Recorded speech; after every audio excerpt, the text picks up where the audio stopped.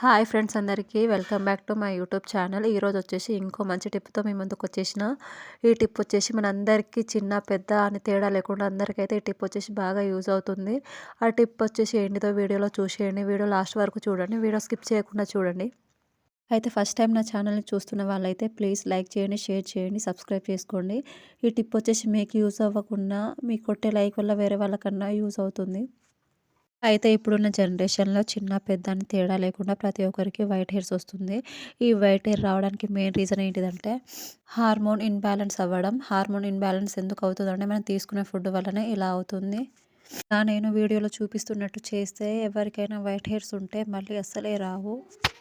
ఈ ప్రాసెస్‌కి ఒక్క రూపాయి కూడా ఖర్చు లేకుండా మన ఇంట్లోనే ఆర్గానిక్‌గా తయారు చేసుకోవచ్చు.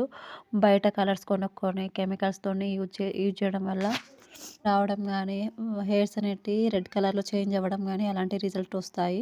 కానీ ఇప్పుడు ఈ ప్రాసెస్ వల్ల ఎలాంటి డిసీజెస్ అనేవి రావు. అయితే వీడియోలోకి వెళ్ళిపోదాం. ఫస్ట్ అయితే నేను ఒక తవ్వ తీసుకొని తవ్వ మీద 2 స్పూన్స్ పసుపు వేసుకొని, పసుపునైతే బాగా బ్లాక్ కలర్ వచ్చేంత వరకు పసుపునైతే ఫ్రై చేసుకోండి.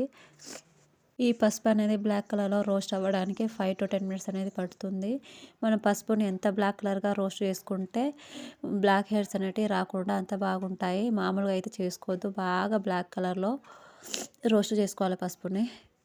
ఈ బ్లాక్ కలర్ అయిన పసుపుని తవ్వ మీద నుంచి ఒక బౌల్లోకి తీసుకోవాలి. ఆ బౌల్లోకి తీసుకున్న తర్వాత కొబ్బరి నూనె కలుపుకోవాలి అందులో వేసి.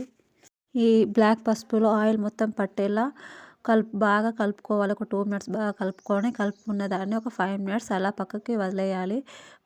వదిలేసిన తర్వాత డైరెక్ట్గా జుట్టుకు అప్లై చేసుకోవచ్చు. ఇలా వారానికి 3 సార్లు చేస్తే మీకు అసలు వైట్ హెయిర్స్ అనేటివి రాకుండా ఉంటాయి.